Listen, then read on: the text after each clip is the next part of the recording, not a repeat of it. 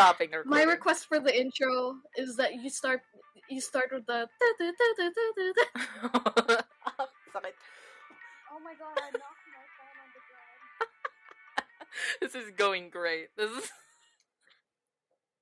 Yeah, growing great for a first episode. We're gonna be talking about Gab's favorite movie in the world. That is not Keanu Reeves Paddington related. 2. Or Paddington 2. Yeah. That is not about a bear or Keanu Reeves. Or a detective. very, very curious choice of media. But yes, today we're gonna be talking about the two, Mamma's Mia. Actually, I gotta look up who directed both these movies. I'm kind of curious now. Like, did this person continue on doing other things? No, Philippa Lloyd did the 2008, and I forgot who did the 2018, but it's not Philippa Lloyd.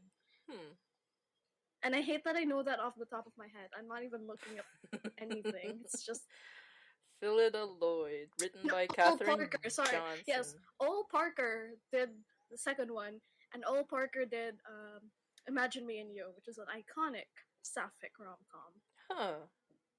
So it's based on a musical that they turned into a movie. I always on a jukebox musical. I always thought it was just like a direct to DVD thing. No. It started as a Broadway musical. It's one of the longest running Broadway musicals, I believe. Came to Manila actually, and I didn't watch it because the person who I went to went, "Don't go and watch this one because the cast isn't very good." And I was like, "Oh man." Premiered 1999 on the West End, and it's not on tour anymore. Okay. No, it's not. So they stopped, or is there gonna be another one? Honestly, there might likely be another one.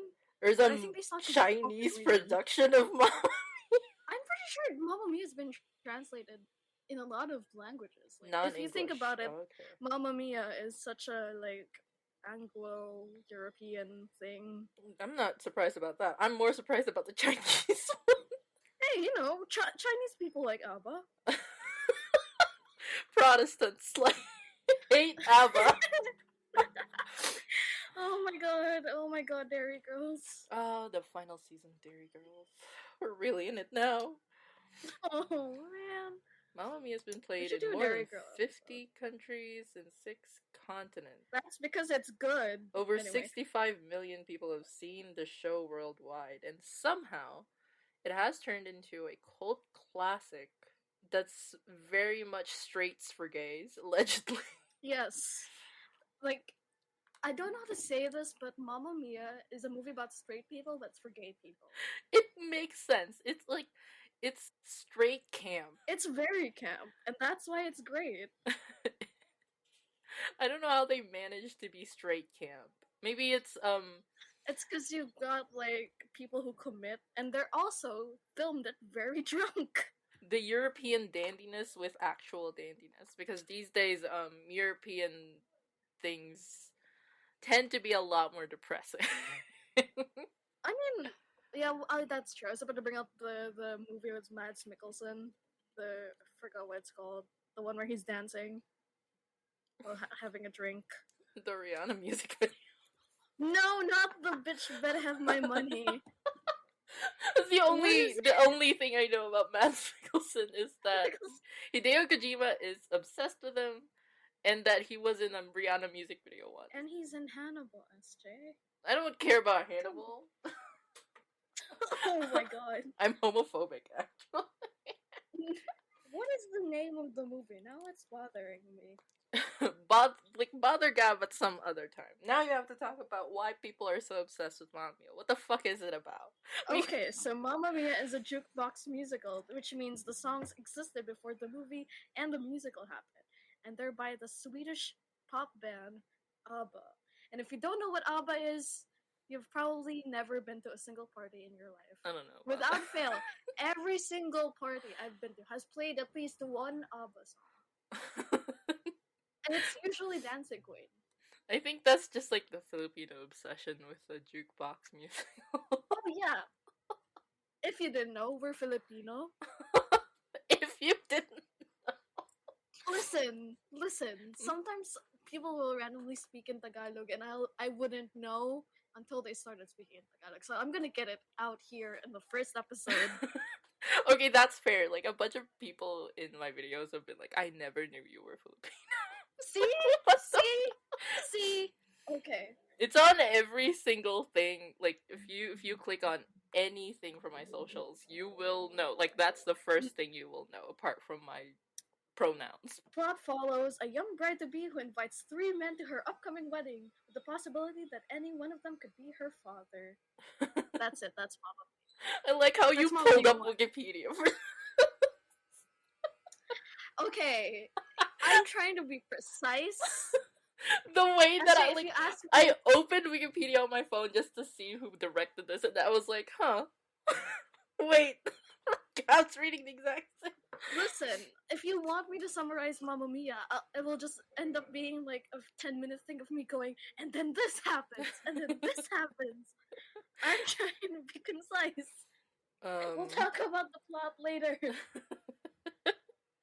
Okay, ensemble cast includes Christine Baranski, Pierce Brosnan, who cannot sing, Dominic Cooper, Colin Firth, Amanda Seyfried, Stellan Skarsgård, I don't know if I'm saying that right, Meryl Streep, and Julie Walters. That is Yes. most of the cast. We are not including the Greek cast, the Greek chorus, if you will, the gods and goddesses themselves, who pretty much just laugh at everyone in this movie. That's interesting, actually. Why is this set up to be like a Greek comedy? Like, apart from it being in Greece. Literally, I have no clue. It was just always in Greece in the musical and in the movie. There's a bunch of songs in here. They renewed this for the second movie, which effectively kills off Meryl Streep's character. You can't just say that at the start of the podcast. If you open Mamma Mia 2, here we go again. Does it start with that in the summary? Oh my god. No, this is just me pretty much spitballing it. I don't know where the fucking thing is. Set after the previous events of the film intersected with flashbacks of Donna's youth, with some scenes from the two time periods mirroring Cher is in it. Just call international superstar. Listen, I've Cher? never heard of Cher before this film. Oh my god, what? Exactly. That's that. it. That's it. This is the end of the podcast. Thank you for listening. Esther has never heard of Cher? No, I have never heard of Cher in my life. I actually just thought that was just like a drag thing. Oh my god. Listen. Why do Revelations. you assume I would just know random white people? I don't know, but it's Cher. It's like, even my grandma knew who Cher was. That's because she was a pop idol in her generation. Like, I am sorry. I've never heard of Cher before this film. And this was a film that I watched, I think, with you last year? Yeah. Yeah. So I only knew about Cher last year. Oh my god. And you're how old? Don't. Don't. No, SJ, Cher is an actual international pop star. Musicians and artists are not, like, in my purview. I'm just general celebrities.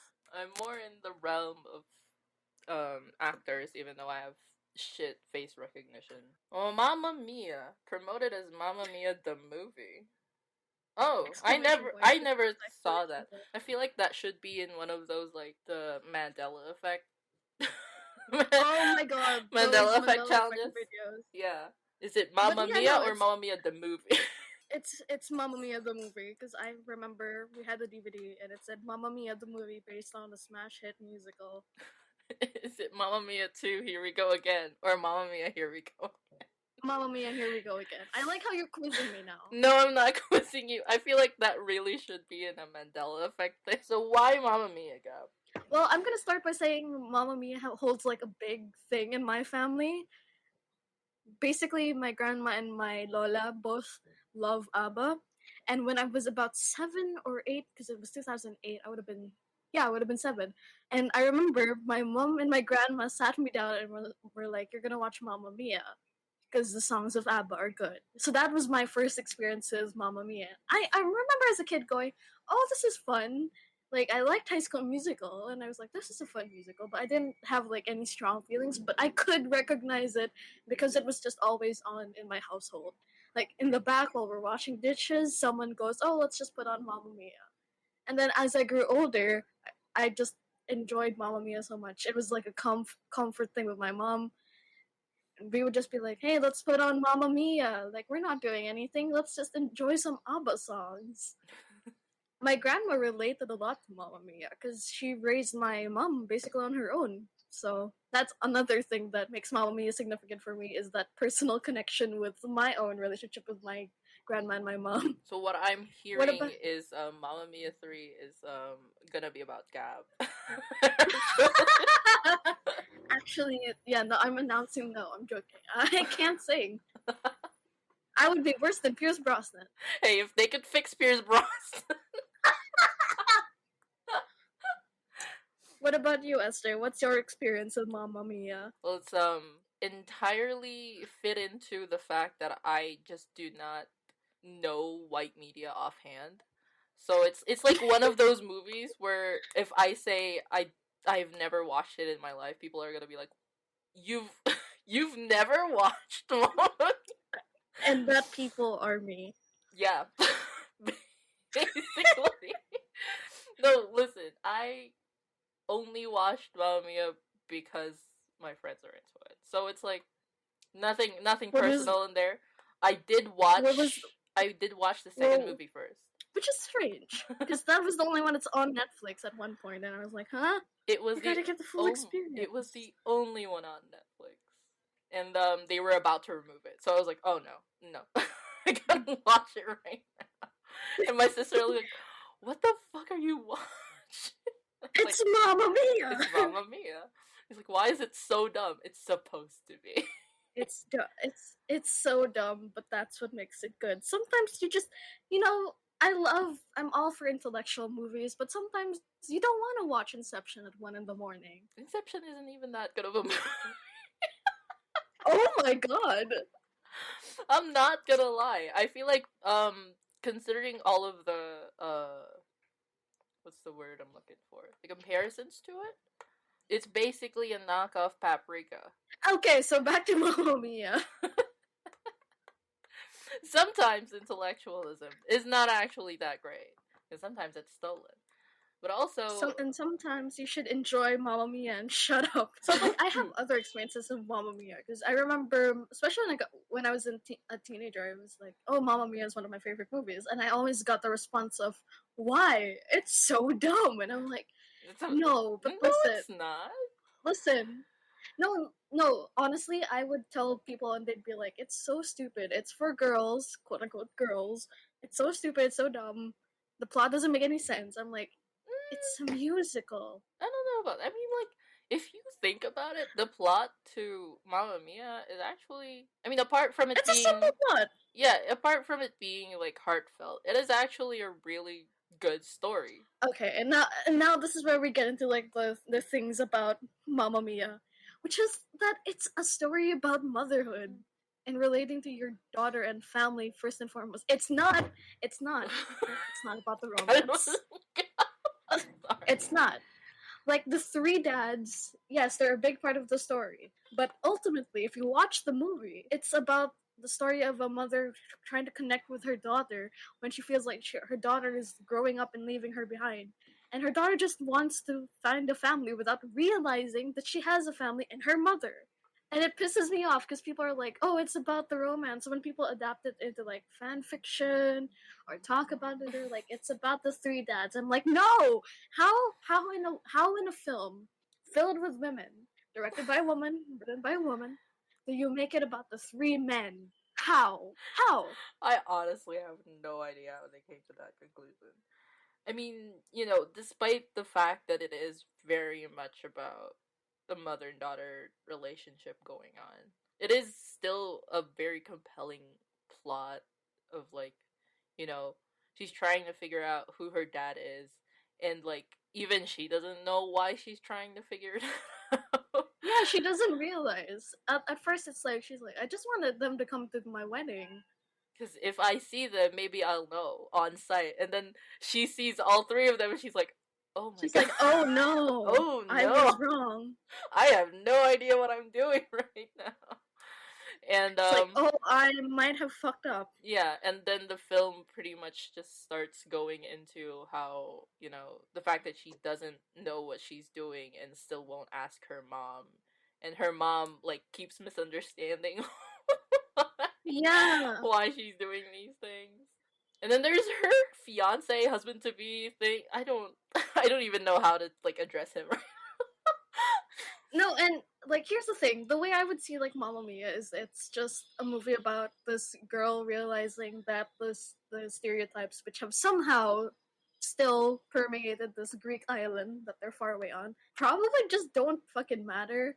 So if you think about it, Sophie at the start of the movie, Sophie is so hell set on getting married to Sky.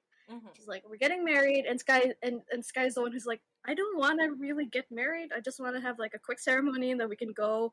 And Sophie's the one who wants the big white wedding. Yeah. And towards the end of the movie, they don't get married. Yeah. Because Sophie realizes that's not what I want. So there's like this interesting running commentary in Mamma Mia, not just of Sophie, but with Donna, with Rosie, with Tanya, about how society's standards for women get set. With Donna, there's the whole thing about like she thinks she's a slut because she slept with 3 men and got pregnant, And doesn't know who the which father is is. and doesn't know who the father is. And according to like in the movie, it's Catholic guilt. And there's the whole thing with Tanya, who has been divorced several times. Yeah. And Rosie is very much like this very successful woman who just wants to live her life and drink, and Rosie is this successful author who can't settle down and who doesn't have a committed relationship.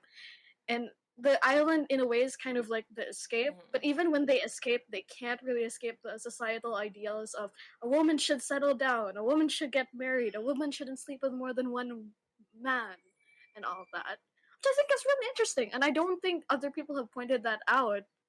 Or like a woman should have like this kind of family that's like a dad, a daughter, and a mother. But that's not the case. Yeah, no, I mean, maybe it's because I'm not binary. No, I never had the sexist ideals like reading of it before, actually. Because I don't know, I always read it as like more of a family thing. I feel like that's just because I'm non-binary and aromantic, actually. But like, she wants to get married to Sky because it's like one of the only reasons her dads would ever go to the island anyway. Like that's the only excuse she could think of for some reason. Not, I just graduated from college or something or high school. Not even like an 18th birthday. No, I have to get married so they can be here to like bless my wedding or something. And like, where did she meet Sky? Like those are the questions where I'm just like, what? Okay, so we're thrown into questions this. You don't think about too hard. Yeah, you don't think about it. It's Mamma Mia. You don't have to think.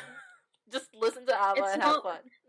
Just have a good time. You know, just enjoy the heartwarming things. Yeah. And just in general, one of the things that plague talking about this movie and just like heartfelt movies in general, people are like, "Oh, it's so saccharine, it's so sappy," and I'm like, "Yeah, listen up, you cynical fucks." And what about it?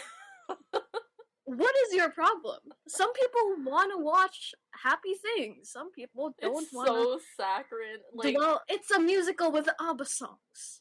If it wasn't saccharine, there's something wrong. See, that's the weird readings. It's like they say it's so saccharine, but like she doesn't know who her dad is, even though she's like 18 or something. Yeah. And then like there's like the genuine threat for like Donna of her hotel closing. Yeah, there's the fact that they're almost poor. Yeah. Like no, they like their business is going under. Yeah. And like is that not edgy enough? Do you no, want people because doing it's drugs between ABBA songs? Like, I don't know. It's just I hate the idea that like everyday struggles of like people who don't have really, really bad situations is not worth telling Like I don't like that No, saying. yeah, I completely agree with you. And like maybe it's a middle class thing, you know? Maybe, boring is an okay story for me. Like I'm really into slice of life. I really like Yeah, so knowing, am I. yeah, I really like knowing what's going on in characters' life instead of like what's happening to them because of the plot. Which is a thing that most fantasy stories do. It's like, oh, this person is the chosen one, and if she doesn't choose the side of good, she'll destroy the world. And I'm like, why does she have to destroy the world? Why can't What's she? going on? Why can't she just have a struggle of being good because the world is really bad? Yeah, I think as I've gotten older, I completely agree with you. Where I get tired of all the chosen one stories, I'm just like, oh, I just want to watch something where the struggle isn't about like the universe ending. Last night when we were talking about how I'm tired of Redacted being a hero. I want him to have like very minor emotional struggles that I can relate to, but also I don't want to have him save other people because of that. And while having these things, maybe you should just deal with one problem at a time, like a normal person. Maybe you should chill and go to bed and then come at the other problems the next morning. Yeah, like a normal person. Like a normal person. And that's But like yeah, that's the thing like that happens in Mamma Mia, where she's like, I'm really tired of realizing that I don't know who these three men are to me and why I brought them here, and now I'm having a crisis about it. So instead of like confronting them and making them leave, she's just like, hey mom, can you help me get ready for my wedding? and that's where you get like the most beautiful, like impactful song in the Yeah. movie. And, like in the first movie, at least, like slipping through my fingers is just that's what Yeah. Mamma Mia is. Like That's if the if heart you of break it. it down, that's the heart of it. That's the heart of the story. That's whenever I watch that, I've seen this movie so many times. I I can't know. even count I know, God. how many times I've seen this movie. And that scene still always makes me cry. It's just there's something about it that I think if you have like any kind of relationship with a parental figure or like a figure who you're really close to, who you trust implicitly, it gets to you. It's one of those things where you're like, especially as you grow older, it's like you realize that the people who care for you, like as when you were a kid or like who looked after you, they're not going to be around forever. Right. I think So that you was just my reading of it mostly because like they brought up the fact that, Donna didn't really have a really good like relationship with her mom, and now she wants what's best for Sophie even though Sophie. she doesn't really know Yeah. what the fuck she's doing. And I always focused on that part of the story and like read it as kind of like the hardships of child rearing. That's essentially because like Yeah. it's Yeah. really hard to be a single mom when you're like when you're self-employed and like your And daughter you're is like basically smarter living than on an life. island with no support. Yeah. Like your friends don't live with you. And You for some moved out reason here you to start don't a want to new ask house. them for help. But yeah, I totally get what you're saying. As someone who was like, was raised by working parents, like, I remember people going, "Oh, your parents don't care about you because they're not here," and I'm like, "No, my parents are working really hard to like take care of me," and I completely understand. And that doesn't mean our relationship is any less significant.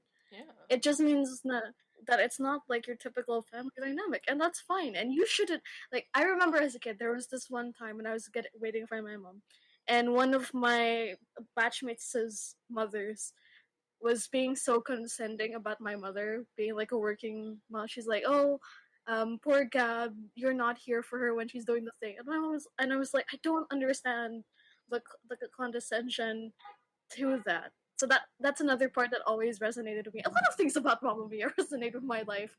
I just hope, you know, Glenn Grace would be nice. Yeah, actually, that's one of the struggles with Donna was like, her realizing that, Sophie didn't really have a normal childhood. Yeah, And and her, that's like, also why yeah, what she's looking for, she's kind of, like, in a guilty about sense. that because she didn't get to provide her daughter, like, like, a paternal bond with, whoever her dad was going to be. She didn't have much friends growing up. I guess that's the thing with their dynamic is that Sophie was basically she's like the embodiment of like it takes a village to raise a child. Yes. Yes. Which is odd because like her best friends don't live on the island. Yeah. So They're I'm from assuming like Sophie didn't go to school on the yeah. island or something. Yeah, like they're friends from uni for some reason. Like, Yeah. did she not have friends who were Greek? I think that's just Hollywood. They couldn't get someone who could speak Greek in America, Yeah. or in the actual Greek island that they were filming on? Question mark. Apparently not. Okay, we're not gonna bother. But yeah, it's just like the whole thing of the struggle between this is my life and this is what my life should be. And just the acceptance that this is my life, and even if it's not the life that people say I should have, it's mine and it's good and it makes me happy. Yeah. And that's generally like the whole ethos of Mamma Mia. Like, is it normal? No. Is it typical? No. But does it make you happy? Does it make you like excited to like get up and sing some ABBA songs and do your job? Yeah. And that is a like I guess that's because they changed directors and writers mid movies, but like that's one of the bigger things for like the second movie, if you consider Donna's character, is just that she essentially forgot her core as a character of like she wanted to go to this island and like start anew and not be the Donna of like her mom's expectations and stuff. And then she grew up thinking that, oh no, I didn't get to provide these expectations that I was escaping. I didn't get to provide those for my daughter, who I want to have a normal life of. And it's just like, what? Yeah. Is there a thing that blunts your spirit, I guess? Is there a thing that blunts your spirit as you grow up for some reason? This is the whole thing about like how Mamma Mia 2 is so much like a eulogy for Donna. Yeah. And like Mamma Mia 1 is very much focused on Sophie. Yeah. And Sophie's relationship with Donna. And then Mamma Mia 2 is all about Donna. Yeah. It's a eulogy. Because as SJ said, Donna is dead. Donna dies. The movie opens. Donna dies. Second movie. The hurricane hit, and then she dies. Actually, no one said how she died, which is very weird. Yeah, no. I'm pretty sure I read. I'm pretty sure I read somewhere that was something like a illness. Don't quote me on that, but I'm pretty sure that's what I read when I looked it up. This was 5 years after the first film, allegedly, which I do not feel. For some reason, Skylar is in New York. No, because Skylar wants to travel the world in the first one, and I assumed he just ended up in New York. Oh, they were white backpackers. Yeah, oh my god. Because they didn't have money going off of Calipari, right? Yeah. So I assume so. They were white backpackers. Unless Cher was paying like child support, which I very much doubt. Yeah, she only showed up at the end of the movie. That's only because Andy Garcia was there as well. So true. It's actually rated out a higher score than I expected, considering it's camp and for straight cis women. No, honestly, I think in recent years, thankfully, the idea about Mamma Mia has changed a lot. Yeah. Because of like the pandemic and all that, of people just revisiting things that were joyful and realizing, hey, this is actually nice, and we shouldn't have shit on it. Stephanie Zacharek of Time gave the film a mixed review, writing, Mamma Mia, Here We Go Again is atrocious and wonderful. It's all the reasons you should never go to the movies, and all the reasons you should race to get a ticket. Make up your mind. So which is it? Bisexual question. No, but I agree. I think the second one gets like a lot of flack for being slightly more serious than the first, which I don't think is really true. I think it's a lot more like emotionally heavy. Yeah, because given the nature of the movie. They're basically just like rationalizing what they told you in the first movie.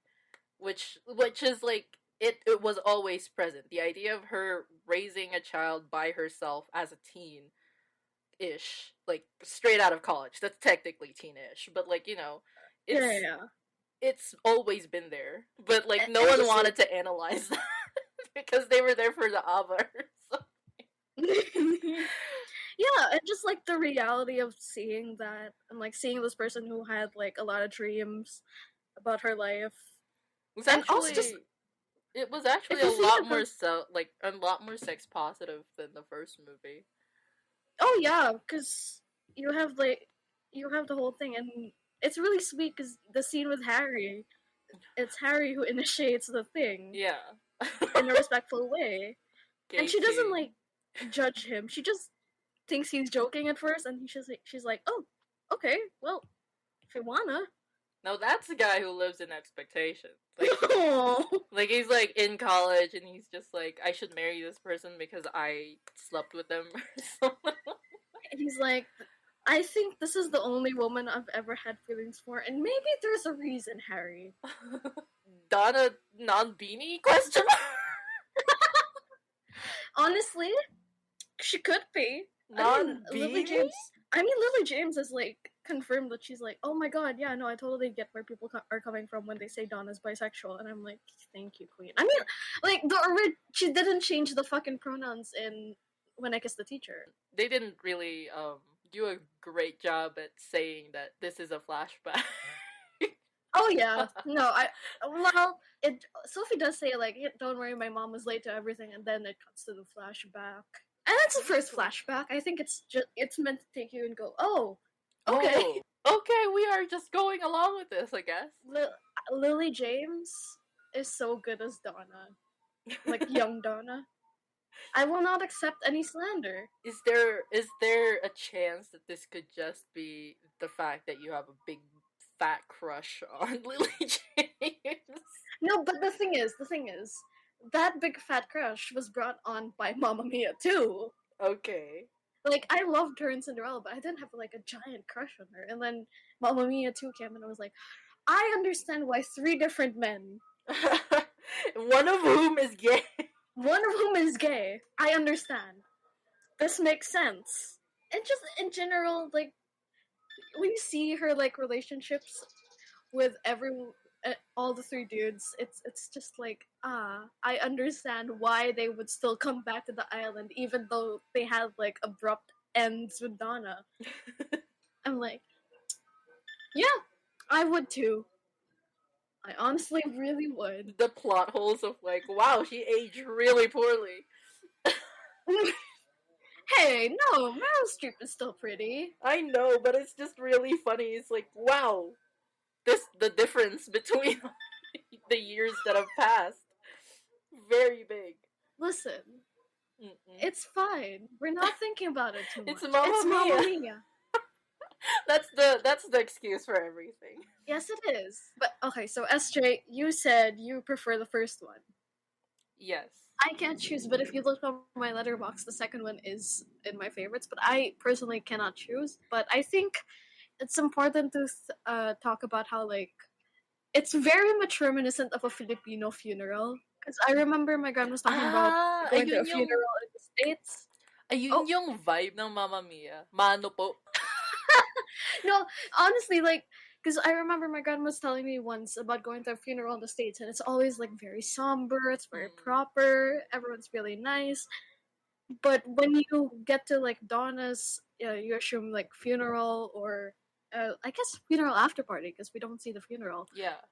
It's this celebration of life and of the stories that she lived, which is a very Filipino concept. And when you talk about funerals here, yeah, there's also singing sometimes. there's no card games in this. Sorely missing card games. But the vibe is the same. It's an appreciation for like because we hear about Donna's struggles, and this is the second movie is kind of a showcase of the love that Donna leaves behind, which I think is something that all you can ask for when you die, honestly.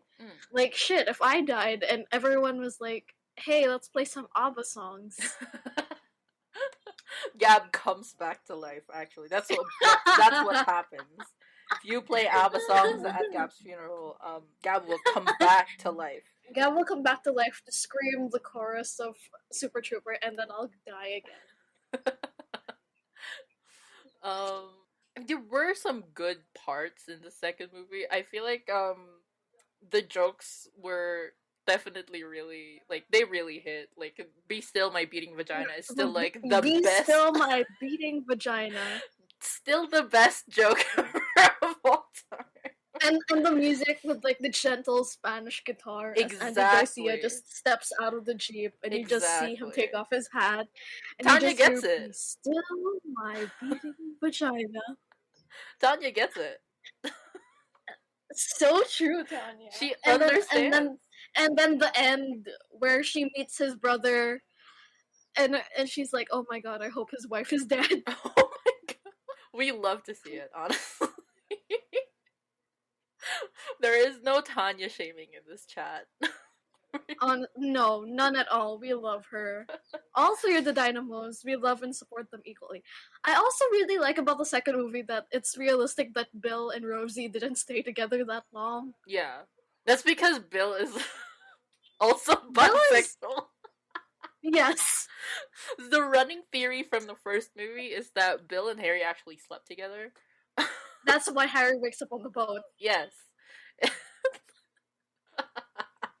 But also, what was it? I don't remember. Oh right, we were talking about like Knives Out at one point. Yes. And you were like, if there was gonna be a crossover of Knives Out and Mamma Mia. Okay, for context, the new Knives Out movie is gonna be set on a Greek island. Okay, continue. Right, and you were like, oh my gosh, crossover. And I was like, if we have to have a crossover, then who the fuck dies? Because it's a Knives Out movie. Someone has to die. And a guy was like, oh, well, I didn't think that far. And I was like, okay, if someone has to die, I'll let it be Pierce Brosnan character. Just so he doesn't have to sing. And like I also like proposed that Skarsgård's character has to be the one who kills him. Oh my god. Listen, if there ever was I like how you went there, and my idea about Knives Out Mamma Mia is that they team up to help Daniel Craig solve someone mystery. has to die. Listen, that's my writer's brain. Because if you're writing a mystery, you have to like write the crime backwards. So if you ever see Skarsgård's character on Mamma Mia in real life, you would be like, oh yeah, definitely like murderer vibes. Like anyone who has ass tattoos, come on, is a murderer or a Magnus Archives fan. Why ass tattoos though? No, because they're of eyes. Then put him like on your knuckles like the Magnus Archives characters do. What the fuck is wrong with you? Like, if they were ever going to readapt Mamma Mia, like, in the present day, they should make it like a tramp stamp instead of like. Oh my god. Because like one on each butt cheek is like it's a bit much. I'm not gonna. Tramp stamp is fine. One on each butt cheek, questionable. Yeah, he also has one on his knee. That's fine-ish. Kind of. That's pushing it, but like it's fine. It's like he's on thin fucking ice. But but on the ass, no.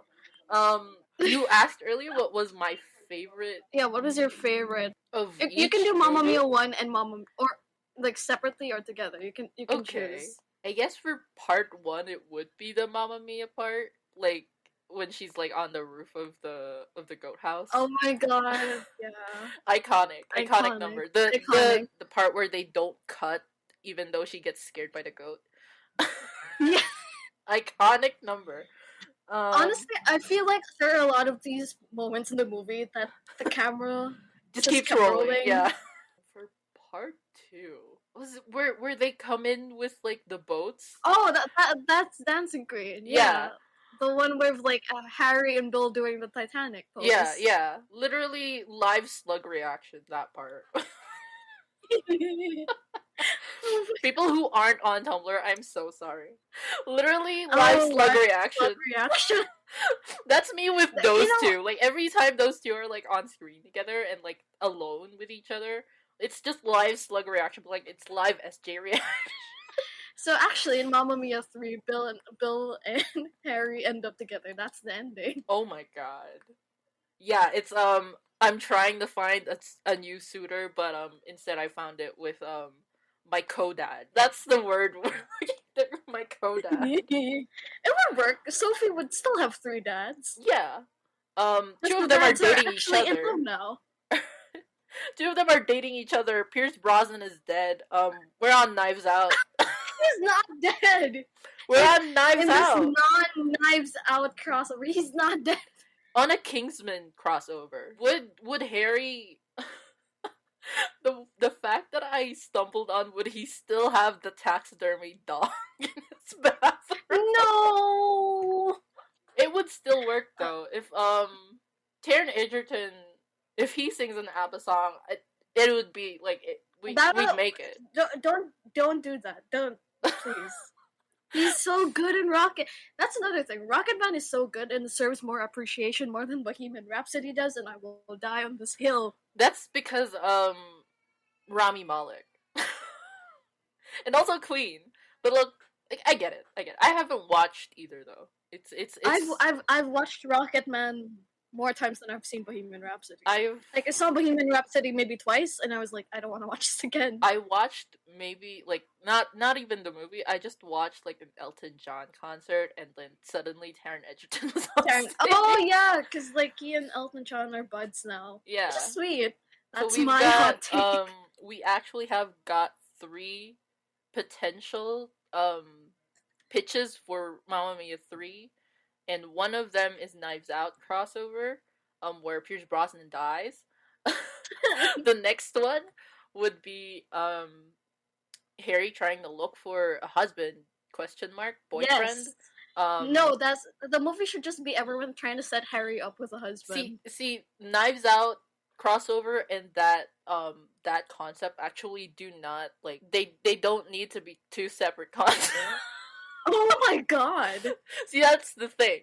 Okay, that's the thing. You're turning Mamma Mia into Hannibal. That's the thing with that's the thing with Mamma Mia movies. It's like they have such simple concepts that you can like cross them over to other wilder concepts and they could still work technically because none of like it's like just so like that podcast AU that we will not speak of. It's like cartoonishly like unrealistic, you know? It's like you know that if you have Knives Out in the process in there, you know, it doesn't have to be serious.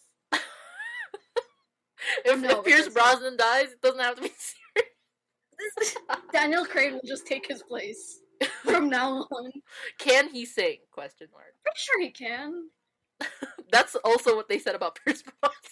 I will be nice about Keanu Reeves and Dracula, but like Pierce Brosnan singing in Mamma Mia, it's just not good. Like in my family, we love Mamma Mia, we love Pierce Brosnan, we enjoy his like work, but me and my mom will just randomly go, "Where are those happy days that it seems so hard to find?"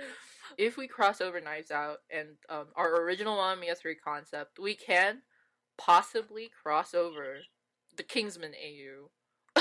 Oh my god. Listen, it works. Taron Egerton is actually a good singer. Yeah, and also he can be like the quote-unquote surrogate son or whatever. Oh, that's cute. Is that everything? Have we covered everything? No, wait, I haven't talked about my favorite number. Okay. In the first movie, it's the Super Trooper one. There's just so much I love about it. Like the music doesn't start right away, and Meryl Streep has to like cue the piano to like play the music. And then there's the scene where like the dads are coming up and they're like, "Our song, your song, that's my song." There's Spider-Man like pointing at each other. Yeah, exactly. And then you even have like Donna in the middle of the song just going, "Look at them. Look at them. It's gold." And then the transition from Super Trooper to like Gimme Gimme. Oh no, sorry, it's Voulez-Vous. Sorry. Ah, Voulez-Vous. The completely random bullshit that happens in the middle of this movie. Yes. It's always related to the groomsmen and like yeah, because they Sky and his friends just will come swinging in out of nowhere. Literally, I like boys will be boys. Yeah. The definition of boys will be boys. For the second one, it's either why does it have to be me, or Mamma Mia with like the dynamos, because it's really sweet. My favorite scene from the second movie was the goat. The goat in the orange grove. That's it. Oh my god, where she falls down. Yes, petrifying, really. So I feel like guess that's technically the name of the game. yes, because I feel like that's just it, like them carrying on like the running gag of like Donna, yeah, Donna actresses being very scared about the goats on the island. It's just really funny to me. No, because honestly, if we've gone near goats, I get it. Sometimes I'm like, let me pet this goat, and then the goat will just like angrily stop, and I'm like, never mind, I won't pet the goat. Oh, there's also the scene in Mamma Mia 2 where with the guy who has to check the passports before they go on the boat. Oh my god. It's no, just actually, never that's who aging. Harry ends up with, besides Bill. Read for filth guy? Amazing. I did at the end of at the end of the movie, you just hear Harry gets his Fernando moment. Wow. The thing is, I did like a Mamma Mia quiz at some point. I got that guy. Oh my god! I was like, why? Am I the type to read for filth? Yes. Okay, that's fair. Moving on. You asked us as if the answer isn't gonna be yes. Whenever I like took the U quizzes, I always got Donna, and then whenever I asked my friends about it, they're like, "Why are you asking this question?" Like you don't know who you're gonna be. And like I remember I asked them before the second movie came out, and then after the second movie came out, and my friend was like, "You know the scene of the goat? That would happen to you." It would. It definitely would. Or like the falling off the roof into a trapdoor in the first one. The major consensus with Gab is that animals will happen to you. And also I will sleep with 3 men. Slut Gab era question? Not during this pandemic. At some point, perhaps. At some point, perhaps, yes. I'll go full Mamma Mia. Looks agrees. I remember I said this to my mom when she's like, as long as the pregnancy scare, take contraception. Oh my god. If you're not yet ready. You gotta start a hotel too. I gotta start a hotel too. On that note, SJ, what are we talking about for the next episode? I'm gonna talk about Little Nightmares. If you got your indulgence, okay. I'm getting my indulgence. Exactly. Go. There you go. We're doing Little Nightmares 1 and 2. There you go. That's your indulgence. We'll talk about my favorite video game that I've never actually played before. I love how we're going from Mamma Mia to a horror thing called Little Nightmares. Yes. I know nothing about Little Nightmares, so this will be very fun for me to like explore what it is. Good. I will talk about it nonstop. What you just heard was a talk from the Secret Treehouse. Those were your hosts, SJ and Gab, and this was a production by The Playground. If you like that, please consider supporting us through the links found in the show notes. If you support us for as low as $6 in coffee, you can get the whole uncut version of this episode, and if you want your name at the end of the episode, like at this moment here, you can support us for $10. Thank you so much for listening, and we hope we get to hang out again.